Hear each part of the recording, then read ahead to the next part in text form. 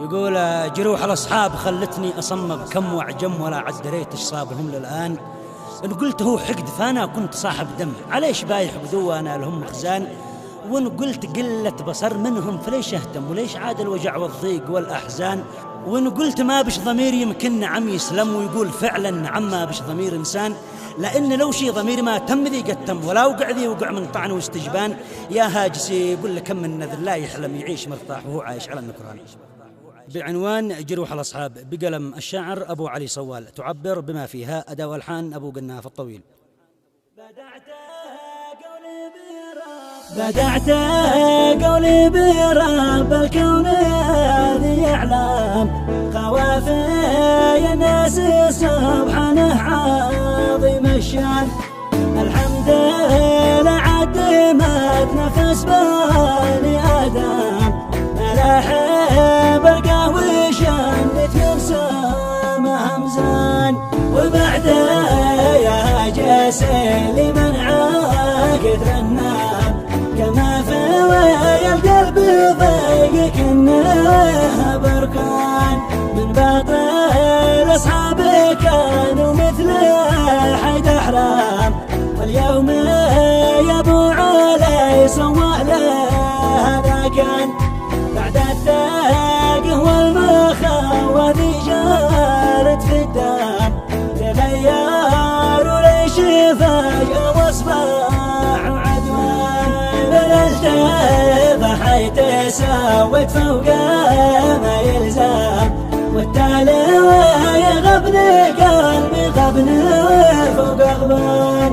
لست غير في وزاد الضيقات والهام، وكل واحد تفرش كنا معنا اخوان. ولكن اشكر سنين الجعجاع وفاق، عرفتني بهم والكل خبره بان.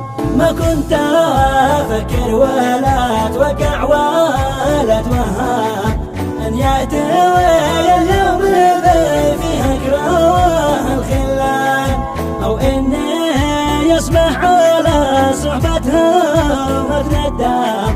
ولكن الوقت لا كفه وله ميزان، حياتنا مدرسة والكل يتعلم، وكل من بايشوف من كان عز انسان. جروح الأصحاب خلتني أصم بكم واعجم ولا عد ريت ايش صابهم للآن.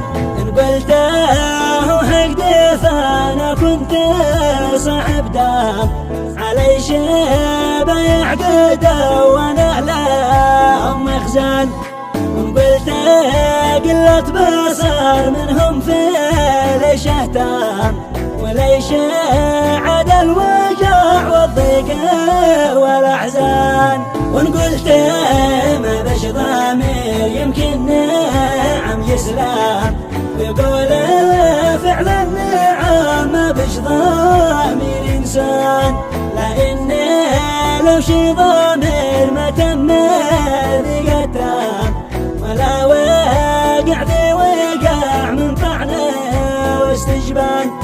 يا جاس يقول لي كم من نذل لا يعلم، يعيش مرتاح وهو عايش على النكران. ينكر جميل الصنايع وانشبع ينهام، ولا نصحته يردك دايم الغلطان. يا سلوات الروح يكفي لي حالي قدام، يكفي لنا شرحي يكفي بختم القيفان. مسكى صالتي على خيرة بني آدم، محمد المصطفى ذي حبه الرحمن.